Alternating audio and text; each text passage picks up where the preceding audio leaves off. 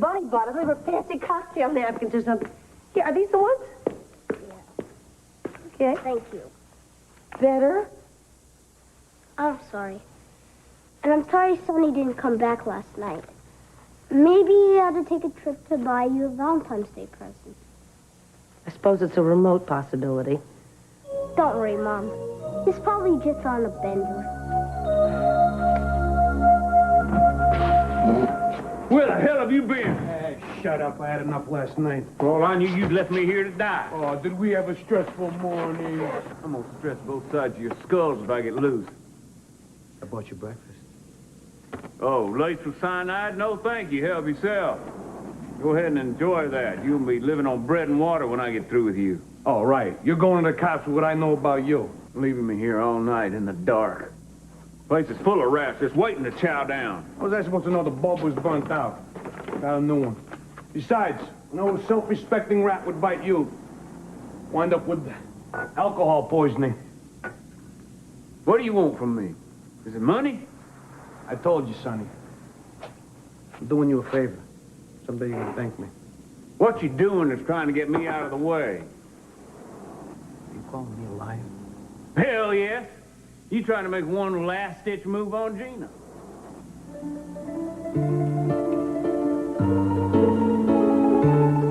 And now, the moment you have all been waiting for. I've got the results of the voting, and I gotta tell you, it's no big surprise. The 1979 Valentine Prom King and Queen are none other than Scott Clark and Celeste DiNapoli.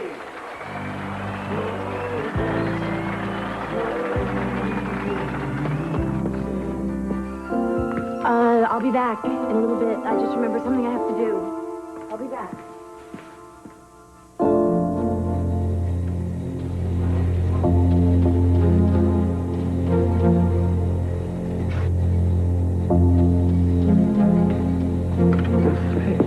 No, don't fade. Easy.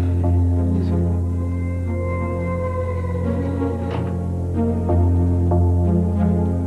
I was dreaming. I know. It was the same dream. I was in the cave. I saw my daughter again. She was alive. She was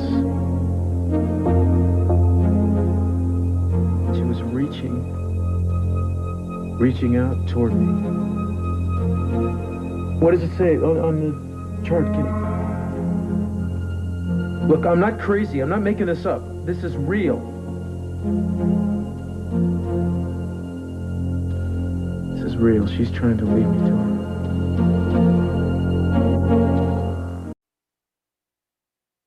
Your date? Oh, don't say it like that. Okay, my escort. Oh, no, that sounds worse. To a dance. No, it's a reunion, Michael. You won't have to dance at all. Why me?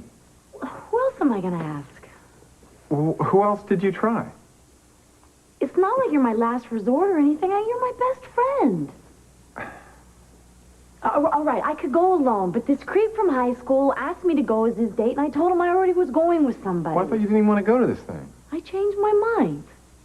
Why should I hide my face anymore? I mean, I have nothing to be ashamed of anymore. I've got my life on a new track, even if I'm the only one who knows about it. And you? Actually, I like to dance. Oh, thank you. Thank you. All right. I'll return the favor anytime. Priests don't take dates to their reunion. Well, are you busy? I am trying to write a sermon. I thought maybe we'd go shopping. As I recall, you didn't like my taste in women's clothes. Not for me. This is for you. Don't think I'm going to go to the dance with you dressed like that.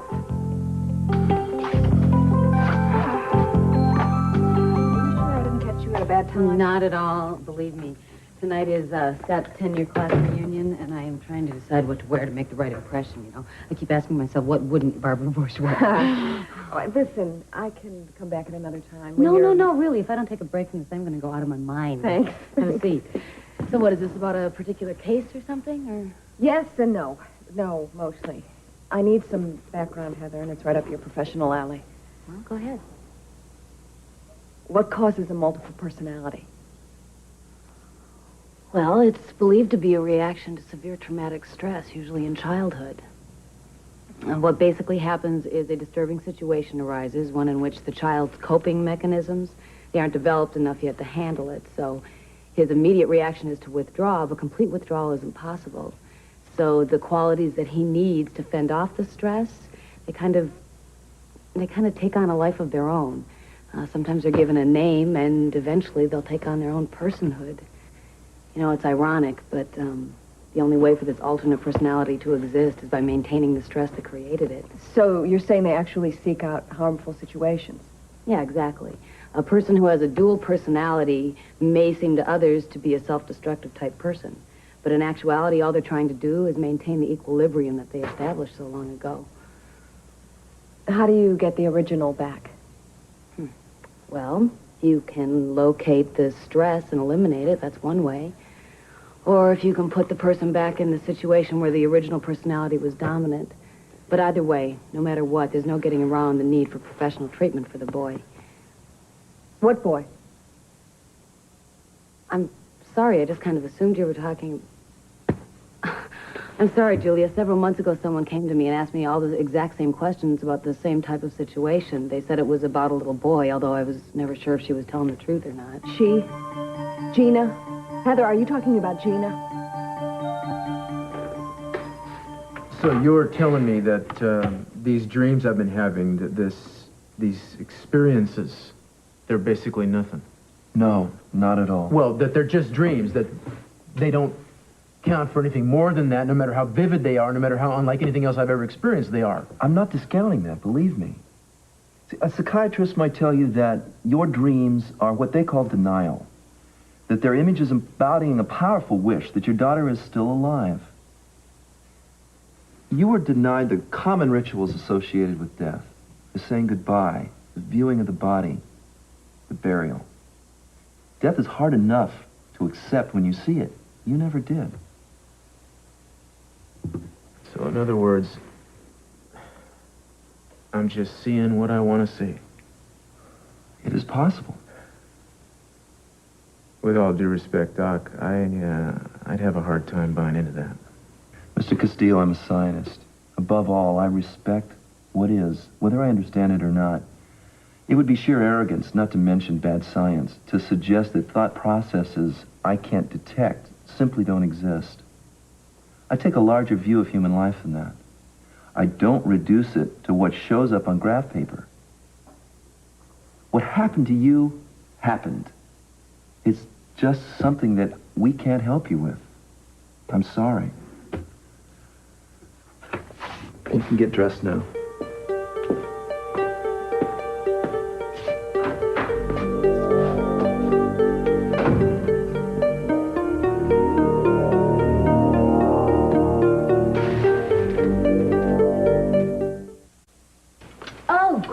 Thank God they were ready. Did you have to send everything you own? They cleaned me out. Yeah, but what's more important, me looking nice or a mortgage payment, huh? Oh, what's wrong with those? I haven't ruled out anything yet. I haven't decided how splendiferous I want it to look. Honey, I have to tell you, I think that you're grossly overestimating the competition here. I wasn't aware I had competitions, Dad. You know, the women that are going to be there. Half the girls I went to school with had their front teeth knocked out by the other half. All right, I'm exaggerating, but you could put paper towels and paste them all over your body. You're still going to look like royalty. Tell me the truth. I want the honest truth. You'd rather go alone to this tonight, wouldn't you? Are you kidding?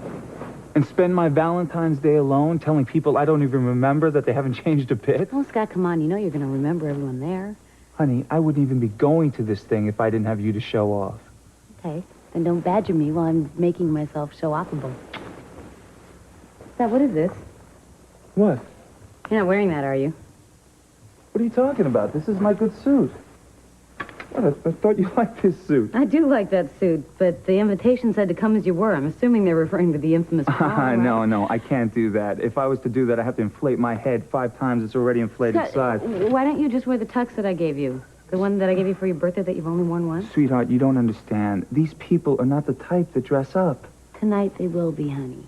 Besides, you owe it to them. You're their Valentine's king. Very funny. Oh, could you check the bar, please? Oh, check around the bar. Look, he's wearing a cowboy outfit, most likely, and he talks to the Texas... Oh, thanks a lot. Well, it's about time. Where have you been? I didn't realize I was missed. Bonnie, what are you up to? To what do I owe this sudden burst of interest? Well, let's see. Last time I saw you, you were headed out the door to find Sonny and to stop him. Well, Sonny never came home last night. Come to think of it, either did you. Whoa, whoa, whoa, whoa. Hold the presses here. Sonny stays out all night, and you're surprised? As I recall, that's a premarital pattern with the guy. Did you call it drunk tank? You stop it, Bunny. He wouldn't do that to me. He's changed. Oh, he's changed. What do you do, grow a third personality? Who's he now, Ward Cleaver? Oh, God. What if he turned back into Mason? Don't look for sympathy from me. You're taking the guy on for better or for worse? Bunny, I made a decision. You don't like it. Well, tough. It's my life. Fine, Gina. I hope you're enjoying this little taste of married bliss to come. Sure, Sonny could have gone out. He could have been hit by a truck. He could have been kidnapped by terrorists. But you know as well as I do that your best bet is that he's warming a bar stool somewhere, telling dirty jokes to someone with a pair of silicone implants. You know what I think? I think you're taking advantage of the situation here because you know I'm upset. You know I'm worried. You know... Taking advantage? You think I'm taking advantage, Gina? I'm singing hallelujah. You finally got worried. The next step is you get smart before you do become Mrs. Sonny Sprocket, with a permanent candle in the window and a rocking chair by the phone. Help! Help! Anybody hear me? Wait till I get out of here. I'm gonna make mincemeat out of that Italian gob of spit.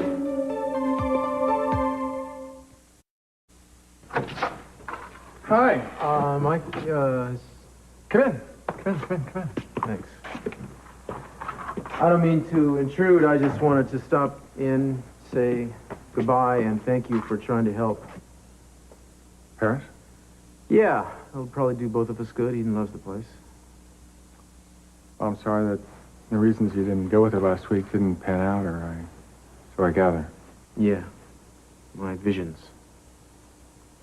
Don't. What did I think? Oh, you thought that there was a chance, and it's better you pursued it than not. I wonder. It was just another dodge, after all, just another straw to grasp at. Apparently, I do just about anything to keep from accepting the obvious. And why shouldn't you? I mean, what does it matter? There's no percentage in being good at it. The people I worry about are the people that accept death too quickly. How am I going to get to the next thing, Michael? No, Uncle Mario. With all due respect, Uncle Mario?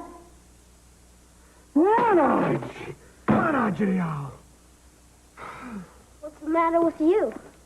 Did I ask you to ask me a personal question? Break the phone. See if I care. You know, you got an awfully big attitude for such a little squirt. Oh, yeah? You ain't much taller than I am. Huh. Where you learn how to talk like this, huh? You hanging around bowling alleys or what? I've been hanging out here where there's a stupid slob named Sonny who sits around getting drunk all day. Hey, take care of your stuff. To Anissa... No, hold on. To Anissa from Brandon, will you be my Valentine? It's private, Bunny. I'm sorry, Brandon. Really. Let me ask you something, though. Why didn't you give it to her? Look at it. A person with their hands chopped off could do better than this. Oh, yeah? Let me show you a trick. You got construction paper, you got scissors, Watch the bun go. Here we go. Now, I hope you haven't missed the boat with this girl yet, because tomorrow's gonna be too late, you know. She's gonna be at the library tonight. Great! You just might be happy to be returning some of your mother's books. Yeah, but Mom doesn't take books out of the library. True, but she doesn't read the books that she has, so you might as well give them to the city and let them put them to use. Yeah, but what if she thinks I'm a nerd? You could burn all her books. She's never gonna notice. Oh, not Mom, Anissa. Oh, well. Brandon, that's the chance you gotta take. Here. No, you keep it. I'll make my own.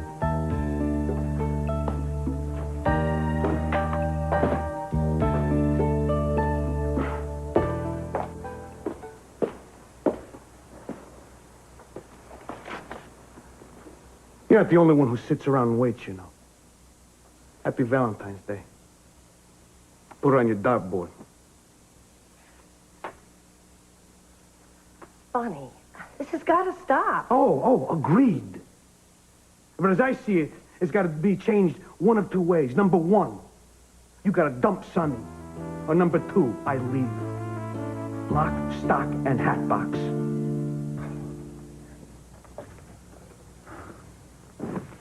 They're gonna think I'm trying too hard. Why? Because you're wearing a tux? They're gonna think I ate goat cheese. Dad, what's wrong with looking successful? What success? I'm a resident in a neighborhood clinic. Will you get over yourself? People do not dress in their income tax returns. It's a semi-formal occasion. You dress accordingly no matter what you do for a living. Honey, I need your expert opinion. Should I wear this or this? For what? For me, which one do you like? Honey, nobody's gonna care what your underwear looks like. I kind of thought you might. I mean, hey, it's St. Valentine's Day. Wasn't he the patron saint of lingerie?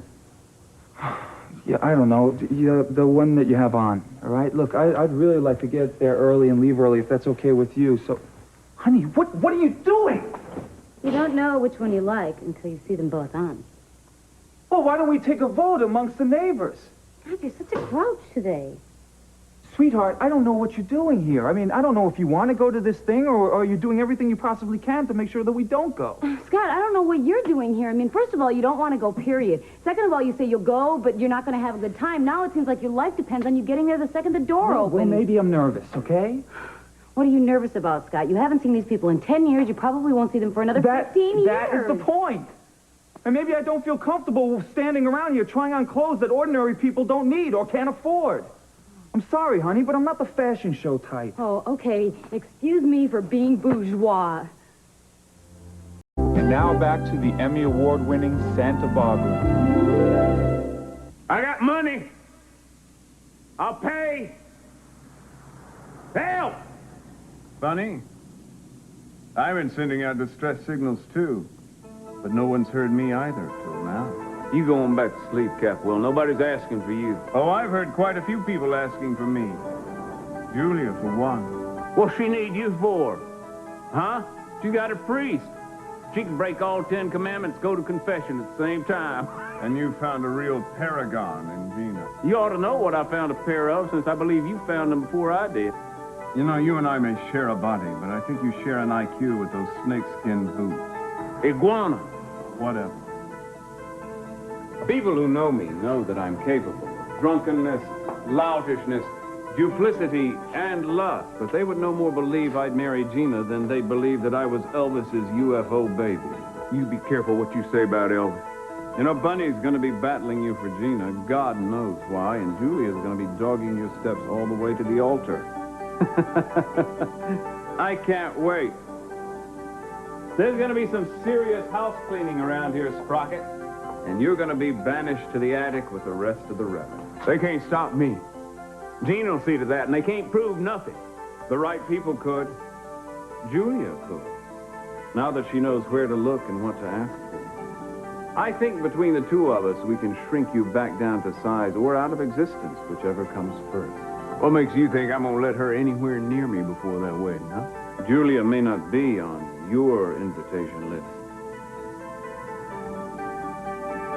But she's on mine.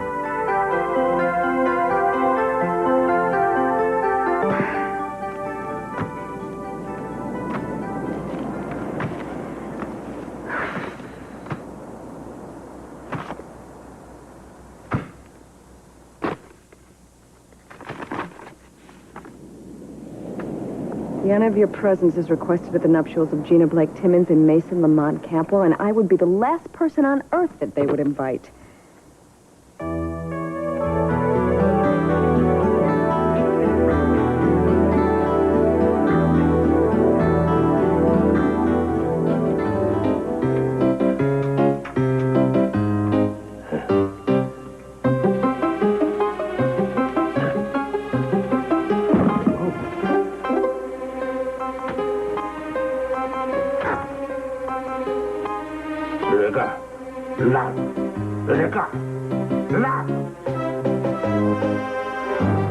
of discussion.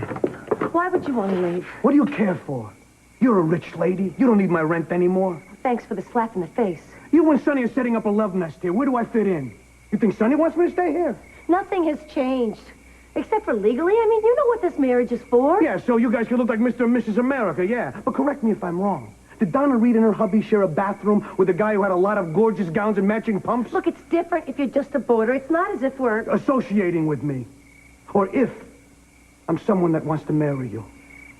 Bonnie, you don't want to marry me. You don't even know me. How long have you been here? What, 3, 4 months? Quality time, Gina. Every second. We shouldn't even be having this discussion now. We should be taking it easy. Getting to know every little bit about each other. But I didn't pick the time. You did. Bonnie, don't desert me. Who's deserting who, Gina? Now you know what it feels like. What if we did it? What if we got married? And I lost Brandon. That's the only reason I'm marrying anyone. What do you think? Why do you think we're going to lose Brandon? He likes me. He loves you, and he hates Sonny. Look, it wouldn't take Cece very long to dig around and Let C.C. Capwell do his worst. My Uncle Mario has an army of attorneys at his command. Believe me, Gina, I know how to fight.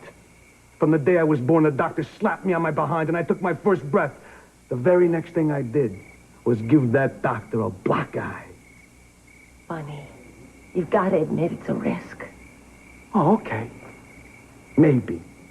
And maybe there's a judge so blind and so deaf that he's not going to be able to see and hear Brandon kicking as Cece takes him away. But I don't think that's going to happen. Bonnie, you don't understand. You think I need a husband? I don't need a husband. I don't care if I have a man. I don't need a roof over my head. I don't even need money in my pocket. None of that's really important to me. The only thing that really matters is that little boy. It's selfish, I admit it. But he's the only person who knows me inside and out, and he still loves me. Gene, let's take him away somewhere. Let's start fresh somewhere new. Bonnie, I can't do that. Cece will just come after him, and then it'll only look worse. I can't take a risk. Not any kind of risk at all. Even if it means losing my best friend. Which is exactly what you are. Honey, please don't go. I guess we all have to do what we have to do, though, don't we?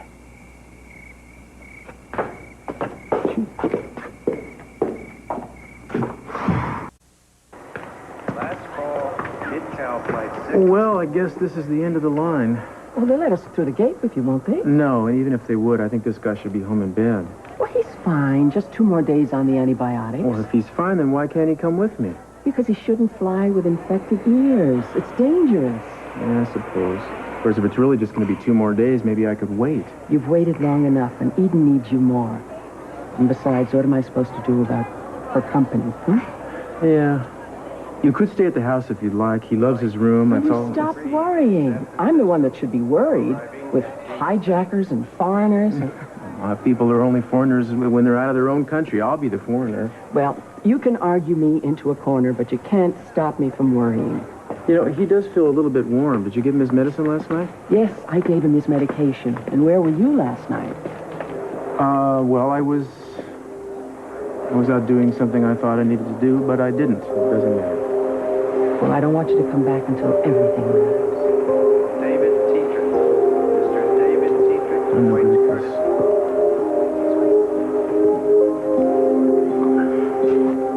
Remember, Mijo, I love you. And give Eden my love, too. Okay. Te quiero, Chipper. I'll see you later, buddy. Adios, Papa.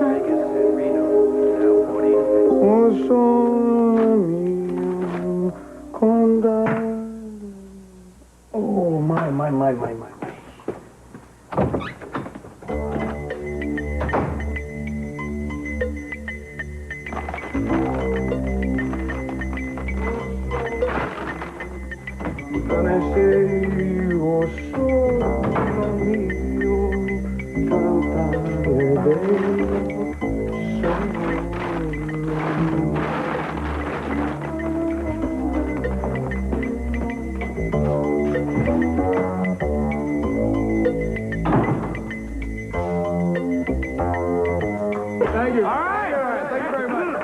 I didn't expect to be introduced, but since I have been, on behalf of the Lair and everybody else here, I'd like to echo the words of your president and welcome the class of '79. Yeah! So listen, the place will be open till midnight, all right? Yeah! Now, there's now an alcoholic punch at each table, unless Big Rod just sucked it down already. Oh, wait. Let me see all the hands of the designated drivers here tonight. Huh? All right, I'm going to keep an eye on all you guys. Now, listen, I want you all to have a great time, enjoy, dance, reminisce. And if you guys need antacid or aspirin later, they'll be at the bar. Have a good time. Okay, see you, man. See you. Thanks a lot. Years? Are you kidding me? How many kids? Come on, let it out. All right! Now, is everybody having a good time? Yeah! I know I am. All right. Now, I think we ought to thank the organizers who really knocked themselves out here. That's Nancy and Bob Hutchinson. Yes, Nancy! All right. The decorating committee under Celia Valdez. And yours truly, I might add. All right, listen. We thought we'd just take a little stroll here down memory lane and kind of recreate a moment from that famous evening 10 years ago. The crowning of Valentine's Day prom King and Queen. All right. Yeah!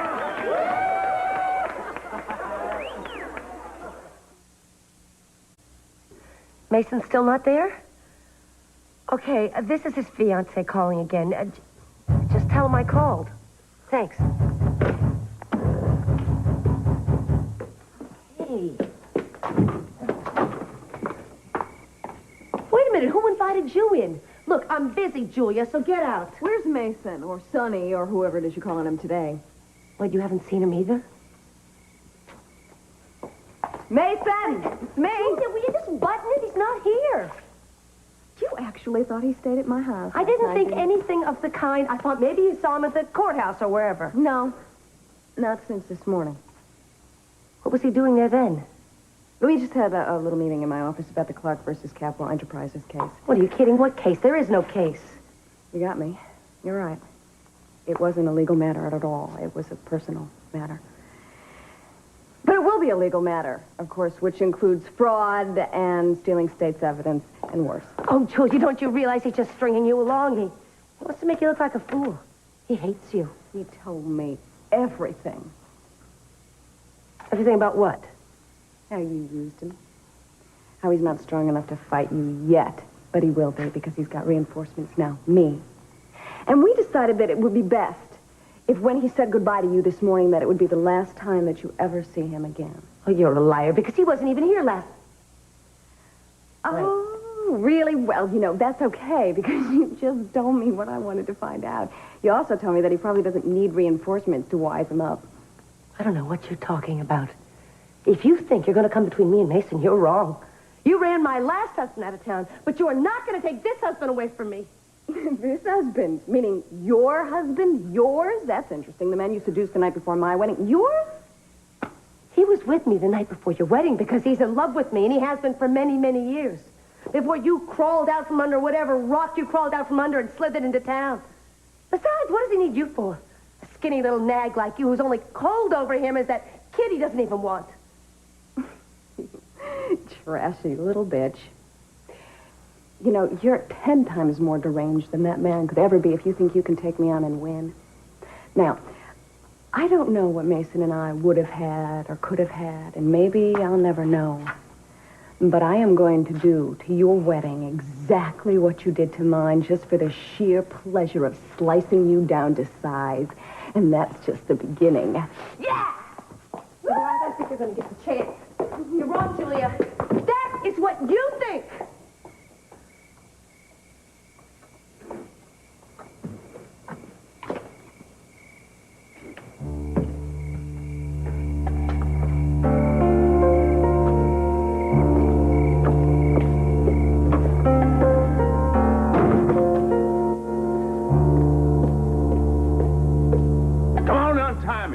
Like this. Besides, it's cutting off the circulation. Blood's going stagnant. I could get gangrene. Oh, geez, we don't want that here. Have some vitamin C. You are what you eat. You never look better like a porker. See you later, cowboy.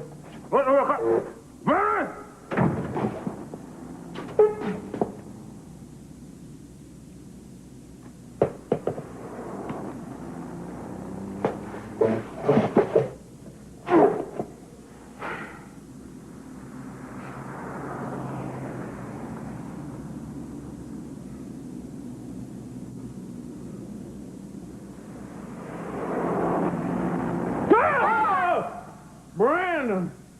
Oh, son. Boy, am I glad to see you. Come on, untie me, will you? What happened to you? What's going on? Well, I'll tell you once you untie me. Boy, you are a sight for sore eyes. I tell you, son, when your mom and me get married, you can have anything you want, anything your heart desires. You can live like a king. What's the matter? How long was Bunny gonna keep you here? Who knows? He's jealous as a one-eyed rooster. Come on now. He's probably going to keep me here until your mama agreed to marry him. Called off the wedding, one of the two. Come on, untie me. Brandon? Come on. Come on. Oh, come here. Come here. Oh, it's going to be fine. Now, if their heads don't swell too much, the crown still should fit. All right, now, I don't have the envelopes with the votes I did last year, but I think I remember what Pat said. We, the senior class, crown you king and queen of our hearts and each other. This Valentine's Day, 1979. Well, we're going to skip our ceremonial promenade, since we don't have one. And, well, why don't you just go ahead and just give us a kiss for old times? Come on. Give it a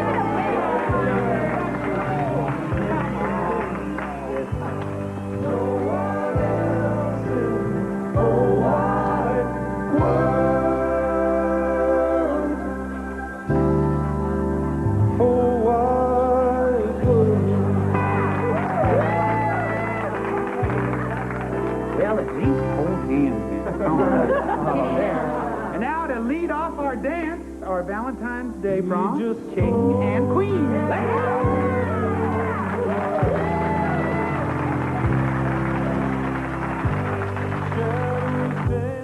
Flight 917 to Los Angeles, with continuing non-stop service to Paris, will now begin boarding at Gate 6. All passengers may board at this time.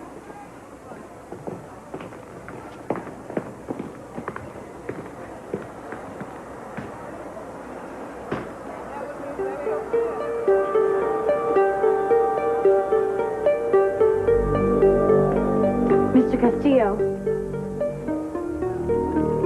Yeah. Excuse me, do you know me? Yes. No. But I've seen your daughter.